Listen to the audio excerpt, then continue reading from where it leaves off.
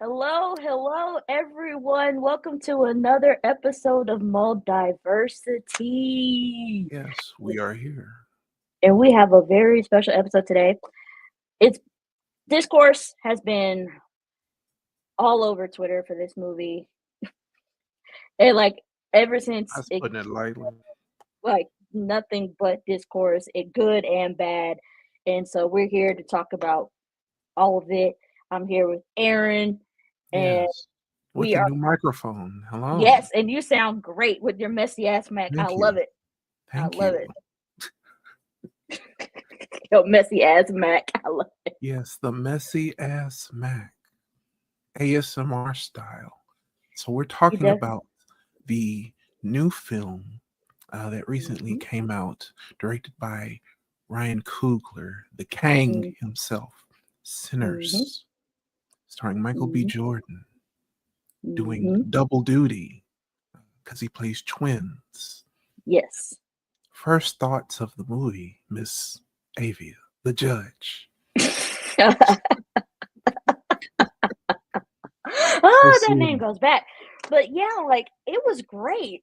It had me from the beginning all the way to the end because like it was one of those horror movies that didn't feel like a horror movie per se because it was definitely genre bending. Like it wasn't just horror. Like it took some aspects of different horror film genres, and influences that Ryan Coogler had, when he was making it. But it's just specifically since it was a Southern Gothic type of film, and we're both from the South, and it's just Mm-hmm. it was a breath of fresh air to have a film that it's a supernatural film about vampires that's set like close to where we're from, and because we don't get that. We get it, Right. but we don't. Like if we do, it's not done in that particular type of way. But I just general notes, I thoroughly enjoyed the film. What about you? Period. Tens across the board. I mean, my controversial take that shouldn't be controversial of Ryan Coogler needing to be in the same conversations as some of these other directors, these Mm-hmm. auteurs. This movie really is good to see. Okay. No shade to my other horror films with the melanated folk, you know, but it's nice to see black horror that isn't trying to, yeah, I'll just say it, that isn't trying to reheat the nachos of Jordan Peele. I'll just say it. Right, I'll just say right, it. right. Because this definitely is on a whole nother level. It was a nice. It's just I don't know. Well, I mean, I do know what it is about it, but it was just a breath of fresh air, to get this taste of horror that we hadn't had in a minute, Mm-hmm. where Mm-hmm. there's nothing, there's no big, there's no big twist. Like, everything's pretty upfront with you from the get go, Right. There wasn't and just some insane plot twist yeah, where you're like, oh, like oh, that oh. was very refreshing. It's It's just good to get these kind of movies every now and then. right. And it's interesting that there are only two major jump scares. Yeah. I think that also kind of was interesting to me because sometimes horror does go a little overboard with the jump Right. scares to where you're just like, okay, Very okay, reminiscent of a 70s horror film yes, yes. where the dread is the unknown.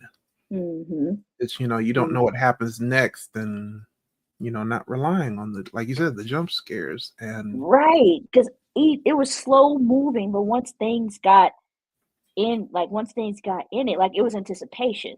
Like, Right. okay, well, what are they gonna do now? It wasn't like, oh, it was like, it's just, okay, well, okay, are y'all gonna let him in? Like, are y'all gonna fight him? Right. Like, what are y'all gonna do? Right. And I just think that because it takes place in the South, and because of slavery and the roots of the Mhm. blues, that just the music being the centerpiece of it all. Yeah. Because at the beginning, when Annie is talking about, the different types of music and how music can pierce the veil and, just Yes. it's transcend, and the fact that young Sammy, and in my humble opinion, Sammy is the main character here. Everyone wants to say Smoke and Stack are the main characters, but Mhm. Sammy, in my opinion, was the main character because he had the talent. He was the one Yeah. that pierced the veil. He was the one whose Yeah. music called Remick to him, like to Right. the whole juke joint. Because at the beginning, we see Sammy, in the church, like after everything, because it's like takes place like in medias res, which if y'all don't know, Mhm. it's in the middle of the action. And it's Sammy running into the church after they fought the vampires, bleeding, and his dad's like, "Do you repeat singing?" All this stuff. Like, are you gonna give up music? He's just like, But you see his face, and we rewind to that earlier that day, and it's Smoking Stack picking him up, and he has his guitar, and the look on was it Stack? Yeah, because I think by that time Yeah. Smoke had already gone to see Annie. Mhm. The look on Stack's face when Sammy started playing, he had this look like, what? I didn't know you could see. Whenever you hear someone like really Right. sing, and like Right. you turn like up, like the look, and it's Yep. just Like, who seeing told you to sing that good? that right. It's like just hearing him sing like that is something special. And Miles Canton, that boy can sing. Yeah. That young man can sing, and just that was his first role. So bravo to Miles, Yeah. that being his first role ever, and just Kudos. being just fantastic in it, and just the juke joints. Like if you look at pictures of juke joints in Mississippi, they look like that. And pretty much Black Mhm. people having to make something out of nothing, like we've Right. always had to do. Like we've always had to do. And like the setting, like sharecroppers, like cornbread with a sharecropper was famous. Like a lot of people were sharecropping at the time because that was Mhm. one of the ways that it's just one step further from slavery. Like Right. it shows like the life around that time that was true, and like the It's very Asian accurate. couple having a black grocery store and a white grocery store, them playing both sides, like them Right. being able to cross both sides is like, okay. Very Just accurate. very accurate. Like a lot of research was done, and you could tell with the music, the influence. Like Robert Johnson was definitely one of them. Like if you don't Mhm. like the story of Robert Johnson is one that's very interesting, and Ryan even talks about this. It's famous. It's a folklore at this point. Like Robert Johnson goes to Mhm. the crossroads where he makes a deal with Igbo, Father Igbo. Isn't that the Yes. yes, Father Igbo, about being able to play music and making an arrangement in order to be famous and play music. And we hear that Crossroads is by his most famous song, and and blues musicians around that time, like you could tell, like the composer did his homework, and just the music captures you. And there's this one scene that everyone talks about, like it's all over Twitter, like everyone talks about it. It's and everyone says it's their favorite scene. It's when Sammy's at the juke joint and he's playing his song, and he Yes. breaks the veil, and he with his music, like he transcends with his music, and you see the Yes. future of black music as Sammy's playing, and it's like wow, because it's kind of like it just shows you like wow, all this type It's a of music religious did come. experience. It was. It's like all this type of music came from the blues, which derived Mhm. from slavery, and it's like if you didn't understand it before then you definitely understood then. It's like, oh, wow, like all this music is connected to this type of music. Right. It just takes you a minute to kind of recalibrate to that.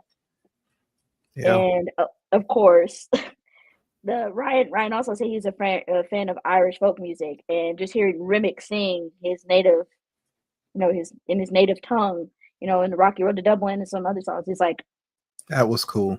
That was cool. And Jack O'Connell, he actually can do Irish dancing. Like he's been able to do it since he was little, and the fact he was able to actually do that in this film, that was awesome. And when's the last time you've seen Irish vampires? Like, my God.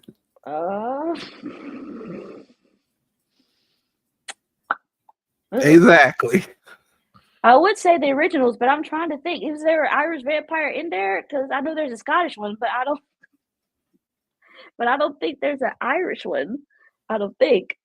Well, if you were to do that, you'd have to acknowledge, the history between Black Americans and Irish Americans, and there's a sordid history there, as many things in America.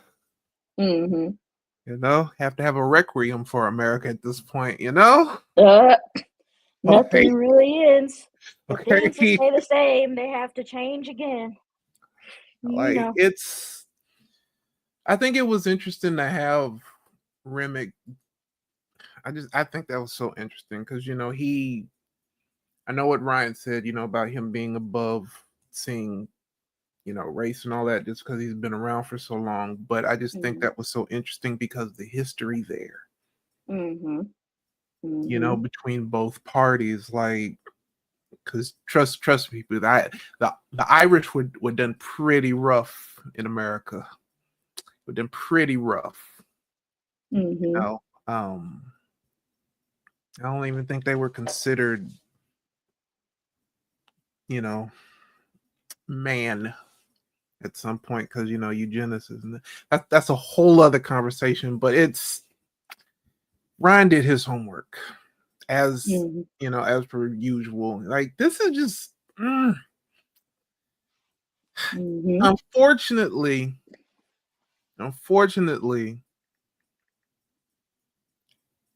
dare I say, Hollywood's gonna learn the wrong lesson from this.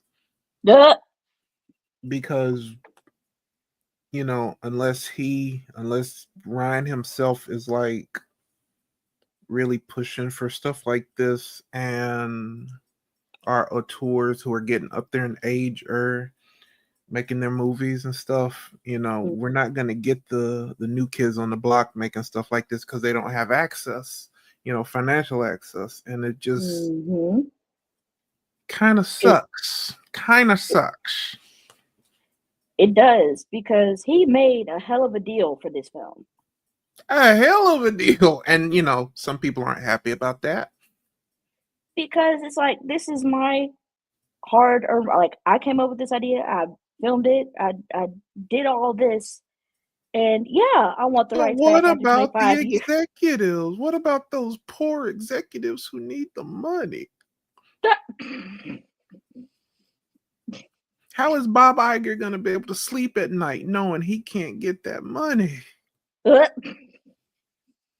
How is Papa Zaslav gonna lay his head down, like, knowing he missed that last million? Like, this is a great idea because it puts money back in the creator's pocket. Yep. So they can have some financial stability, because look at the whole strikes was because writers aren't getting any residuals for their work. So let's say if a writer, not just a director, but say a writer, director, or filmmaker strikes this type of deal, then they're going to be financially set to be able to finance their next film and so on and so forth. And maybe that means they won't be able to, ask these gatekeepers, That's what it all comes down to, gatekeeping. That's all what this comes down to. Is see, if you let the gatekeepers in, they'll try to suck your blood. See, it's right back to Duh. this movie. See how that works? See how that works, y'all? Doo-doo. Like it you know, I mean, that you could, honest to God, you could see this whole movie is a metaphor for Ryan trying to make his stuff, honestly, you know, Mm-hmm. and Smoke and Stack represents the writer version of him and the filmmaking version of him, and Because think how about it. some people have to sell their souls to make things happen. I mean, it's there. I mean, think about it. Because when Smoke and Stack meet the man to pay for the juke joint, he's like, okay, they strike a deal, Yep. and come to find out, the man's clan.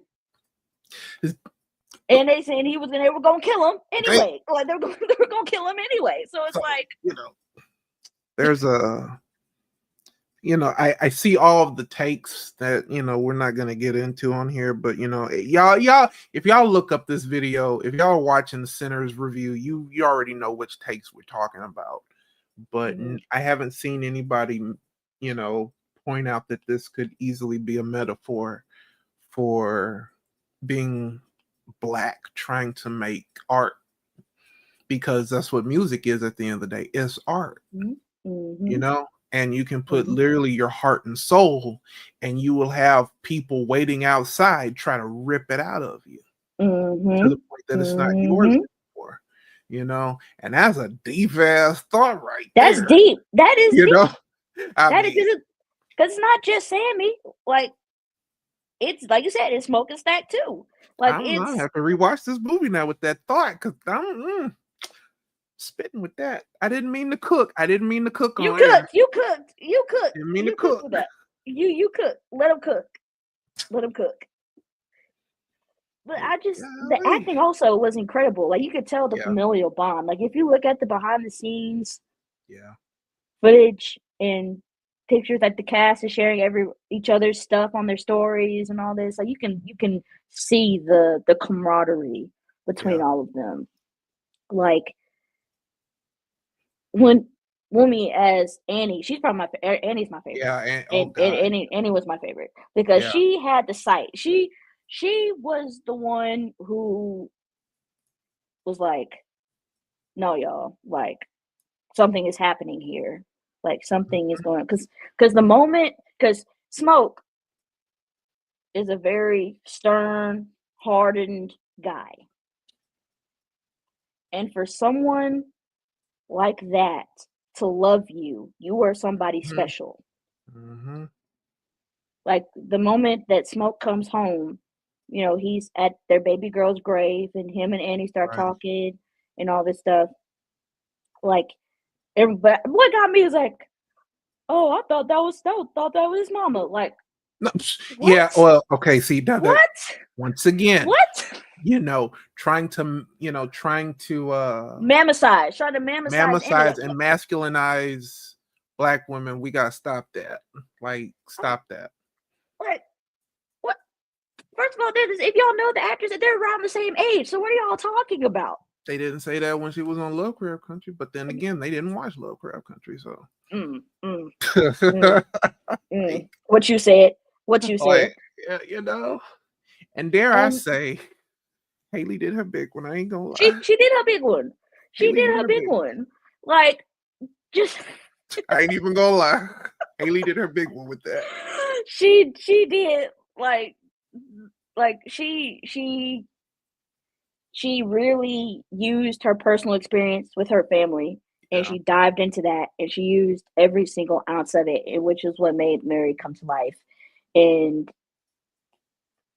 it's interesting how too well, because, like, you can see Mary trying to use her whiteness in order to try and talk to Remick and see what's going on, and she was the first person who got turned. Right. I thought that was an interesting choice, and like, going back to going back to Annie, like, just they could call it hoodoo and all this stuff. They keep calling her all this stuff because she had the sight and she was using the ways of the ancestors. Like, she was able to see things that no one else was able to see. Like, when You know, God everything forbid a seems girl has some fine. premonitions. Right. And she had that protective thing for Smoke, that protective Hmm. for Smoke, which is why he was able to survive pretty much that whole ordeal. Exactly. And just when everything starts, when the vampires start, you know, attacking, she's like, especially when Cornbread comes back or Cornbread Woo, gets turned, Lord. That she's scene. like, she looks at him like, Like, hold up. why'd you just bring your big ass in here? Right. Which I is cracked up what when we she would said that. do. We would do that. Like, why can't you just walk in? Why you gotta ask for permission? And so her perception was on like 1,000. She was like, Mm-hmm. her Dang. intuition, like her intuition was just like going off. You know, And that she reminds me of something. That reminds me. Somebody. and just Things is clicking, Avia. and when she told Smoke, like, look, I don't want to be a vampire. So if one of them gets me, kill me. Like, kill Right. me. Like, I don't want She to be was a about the vampire. life. She was, which is why she was one of my favorite. She was definitely one of my favorite characters. And Sammy is my next favorite because Yeah. he's just a precious young man who all he wanted to do was just play music. That's it. That's all he wanted to do. And his cousins just he was just chilling with his cousins, you know, just chilling. And all of a sudden, vampires attack because he pierced the veil. He was singing so well that he was doing his job so well that vampires just came and wanted to steal his voice. Kind of like when, as a young black talent, when you're showing off your talent, then you have everybody and their mom trying to come at you to get you to sign with them. Mm, Mhm. mm, Mhm. mm. There you go. There you go. There's your real message, y'all. There's your real message. Hey, Avia, you know, a thought occurred to me. What? You'll know what I'm saying with this, but it's interesting. I do like, you know, he still kept the rules of, you know, the vampires and, you know, your classic horror genre, Mhm. but knowing that vampires can't come in unless you invite them, don't that make somebody who wouldn't come in the house really interesting? Mhm. Make you think, right? Right. Remember that one person? Ah! Ah! One step foot inside. Woo! That's funny. Makes you think, don't it? Things that make you go, Now, I have a question for you because this Yeah. debate has been going around on Twitter, but I want to get your Ooh, yes. thoughts on it. Do you think Grace was wrong for saying "Come in, motherfuckers"? Do you think she was wrong?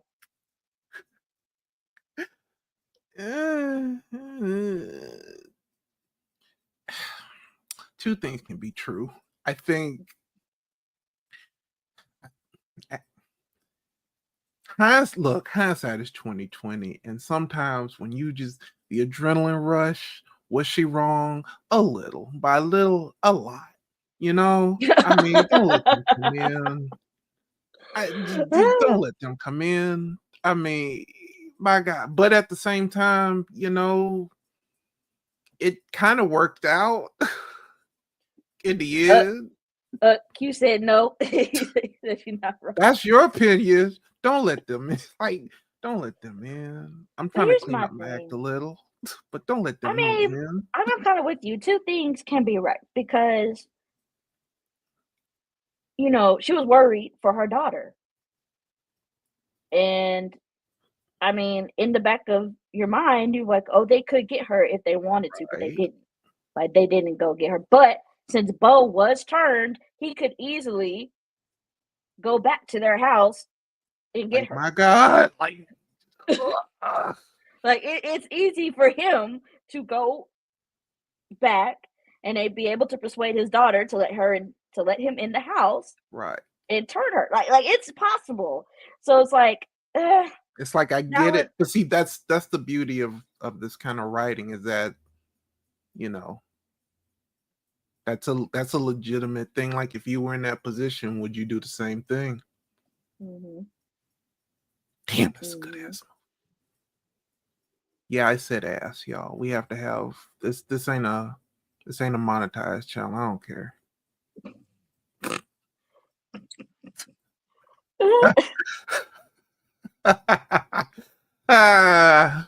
Next week on the mess. I'm sorry for cutting. Let me stop for real. And Pearline, like we also have Pearline, Yeah. who was basically Sam's love interest, Mm-hmm. and you know, she was she wasn't part of the craziness, but well, she was part of the craziness, but you know, she was just trying to survive like everybody else, even though, girl, you married. You married.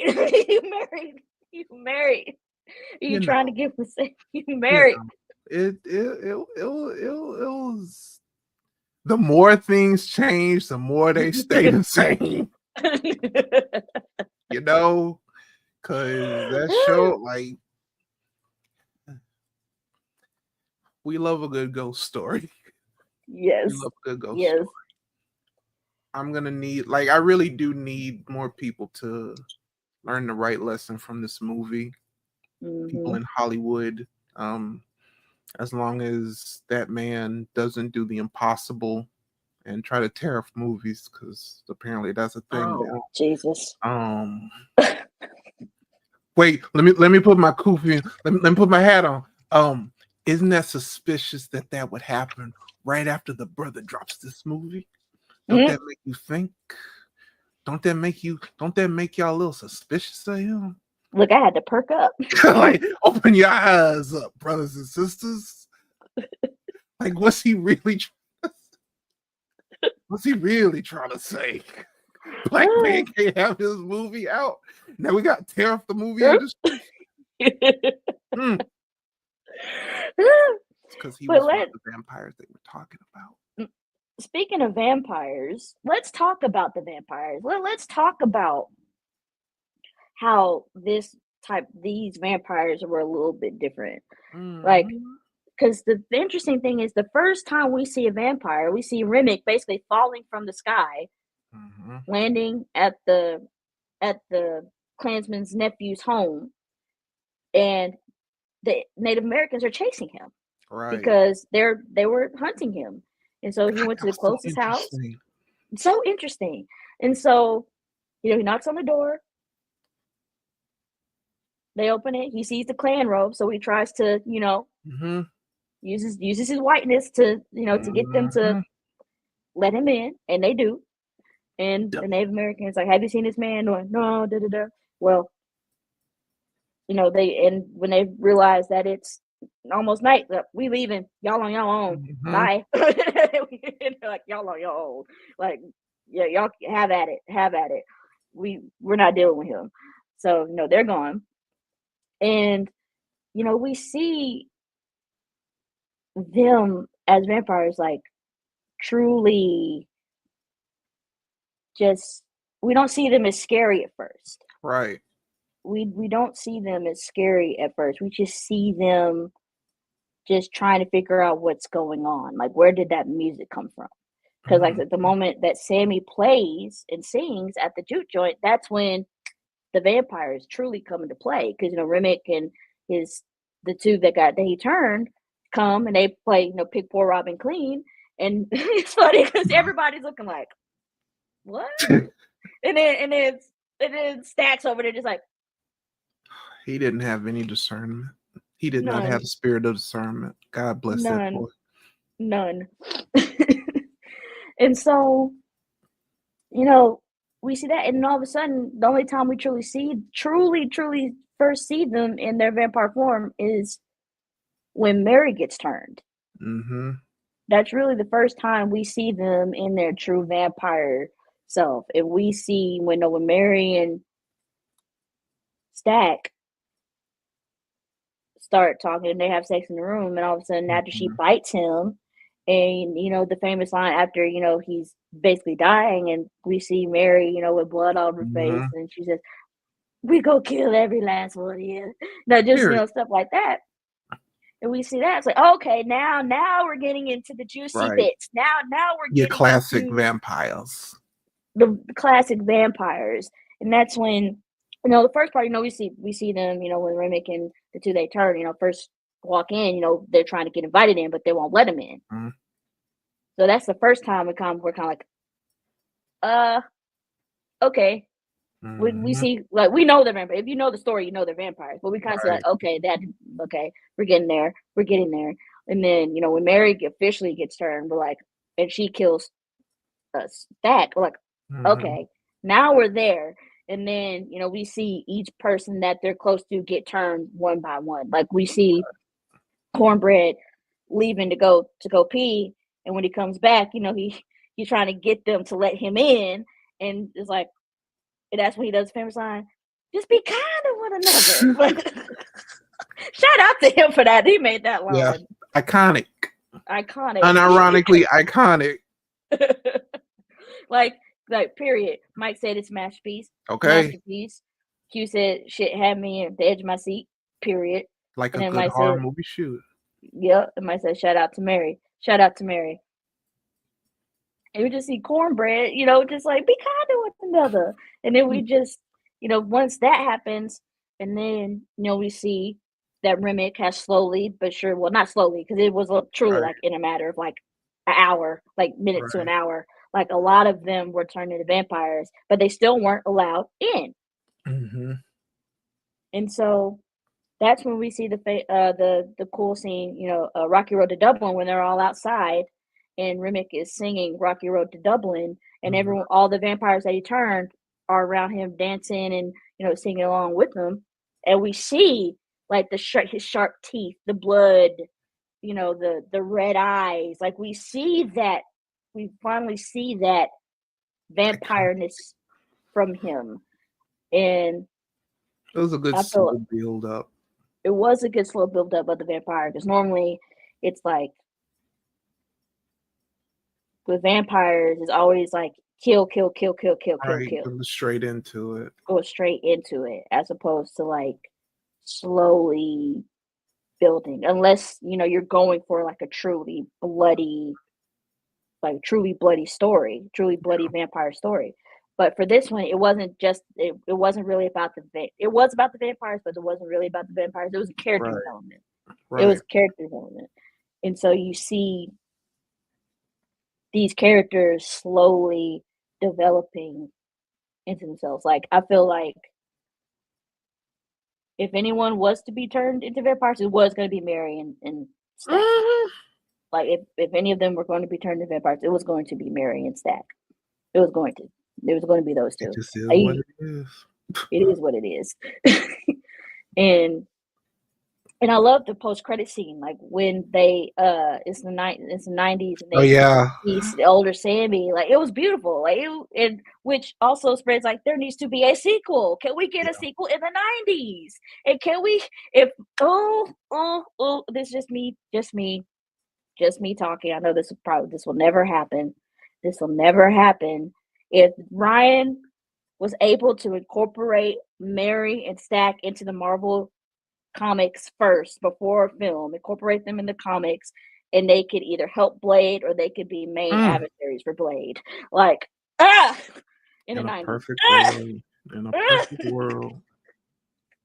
They could either piss Blade off so much or they could help him. Like, either or. Like, I don't care. Just it would be dope. It would be dope. I know that's not gonna happen, Does but she have to play a certain other character?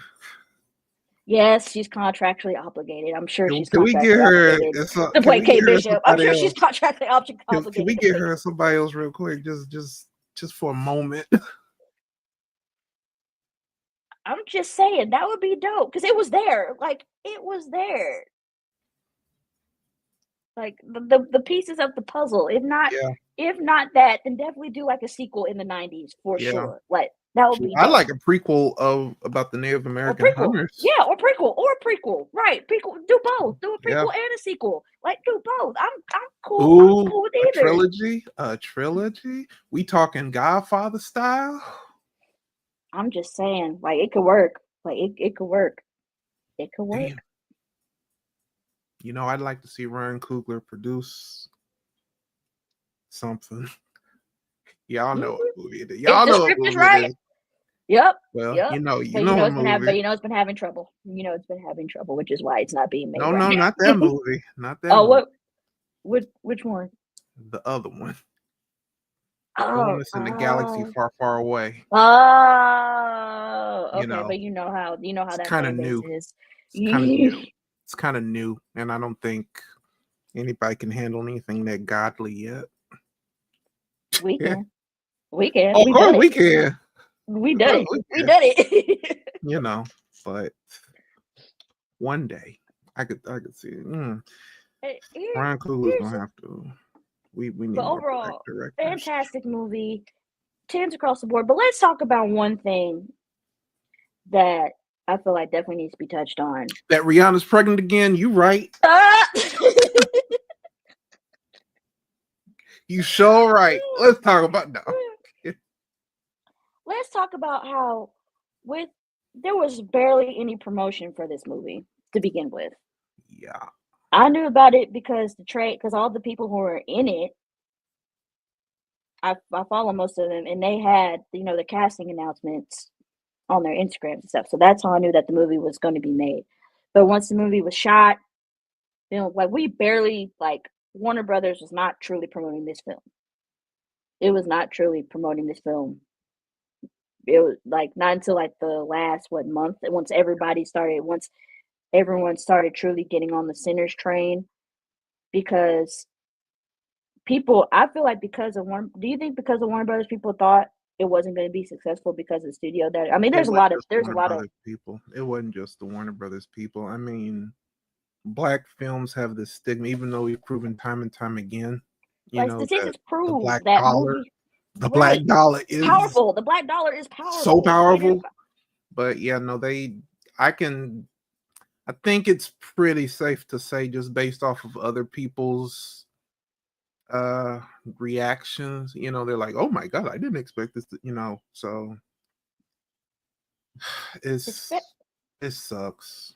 It just sucks that we had faith in this movie from the start, because I was like, oh, vampires in the South in the 30s, bring it on. Like let's go. Like I was excited as soon as I heard about it, and I heard that Ryan was directing and writing it. I was like, let's go. And once the casting announcements were made, okay, little by little the pieces were rolling, and I was like, well, okay, why is there no trailer? Like, why is Warner Bros. Not really promoting this? Like, why? Like Barbie level marketing. What's happening here?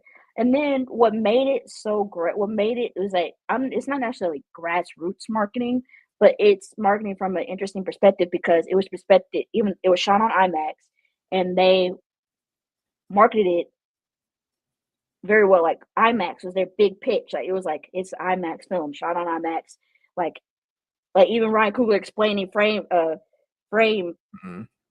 So all of that. Then you get a IMAX frame strip. It's the marketing for that was very interesting.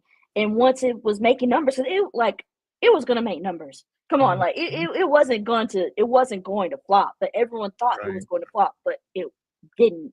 Right. And just these hit pieces from Variety, Sinners performed better than expected.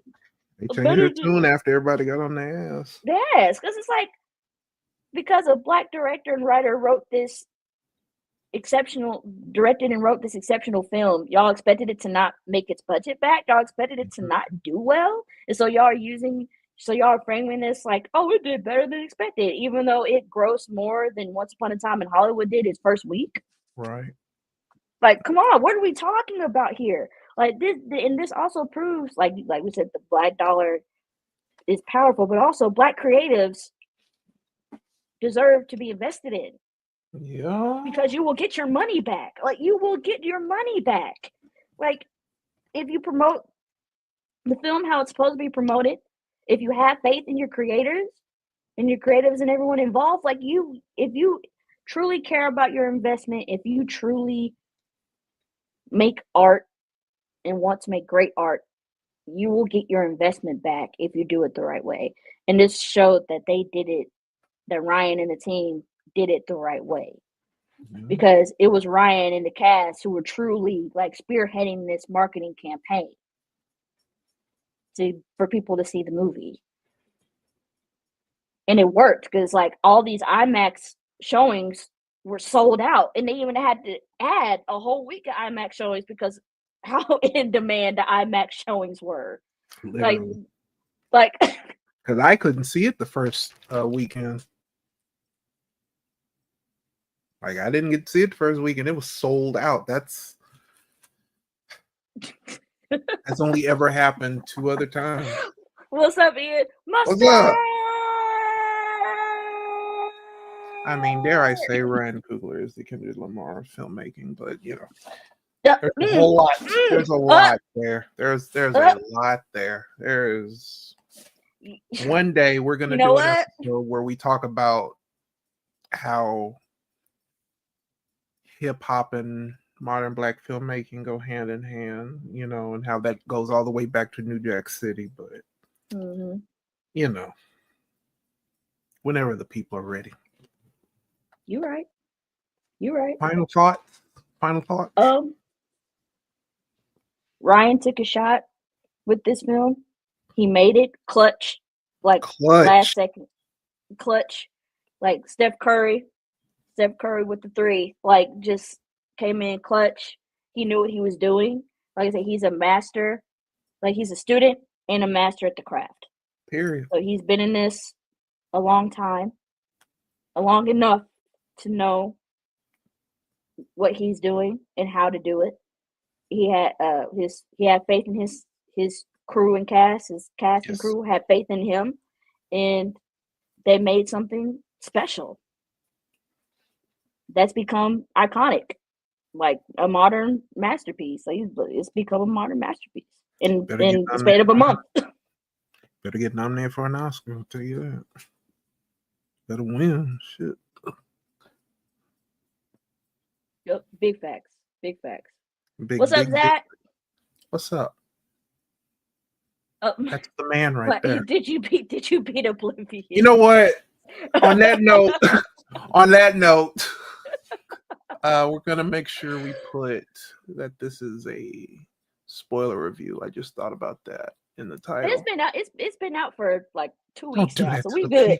It's been out for 2 weeks. We not the Marvel folks. We not the Marvel kids. We not them Tumblr kids. It's been out for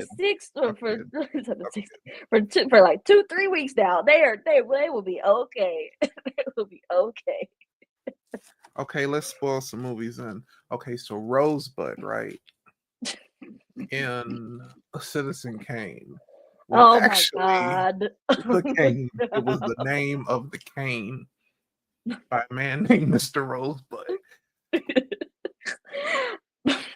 But overall, 10s across the board. Yes. Been great movie. Need more movies like this. And also shout out to Ruth Carter. Shout out to Ruth Carter for doing the costumes. Like, she's a legend. She's a living legend. Living legend. Shout out to Ruth Carter. Like, dare I say, movies are back, guys. Even though Hollywood's in disarray. He said that was for Ian. Hollywood is in disarray, but movies are back, guys. No, but you're right though. No, you're 100% right. Because think about it. We got Mission Impossible. Coming out. We're just gonna do Tom Cruise. Make the call. You know a call. Make a call. Make the call, Tom. So we got Mission Impossible coming out. We got that movie. You know what movie? We got that movie. Yes, Fantastic Four. A wonderful, wonderful, iconic, retro futuristic film. Mike, that's for you. Not y'all getting lit in the chat. I You mean, know, we got Jurassic Park. Jurassic Park, the wonderful Superman film that And everyone's then we looking got this forward to. Fantastic Four. Like it's gonna be a pretty good run this year for blockbusters during the summer blockbusters. It's gonna be a good run. I feel like it's gonna be a real good run. There's probably gonna be some unexpected hits in there too. So we'll see. Like But Jaws I'm just glad. 2000. But I'm just glad that original films like this are getting shown and being spotlighted. And also, shout out to Clarksdale, Mississippi, who they don't have a movie theater, but you know, the film takes place in Clarksdale, Mississippi. And they're like, well, we should be able to see the film since it takes place here. And so they're going to get a screening of the movie. So that's pretty cool. See, That's pretty cool. everybody wins, even the Yep. studios, because that's what matters in the end. Mhm. The studios getting their pockets lined. Avia, send us off with that video. You know which one. It was requested. It was requested from our producer. Hold on, let me find it. Let me find it. I hope David Zazzy has everything he wanted. Oh, here it is.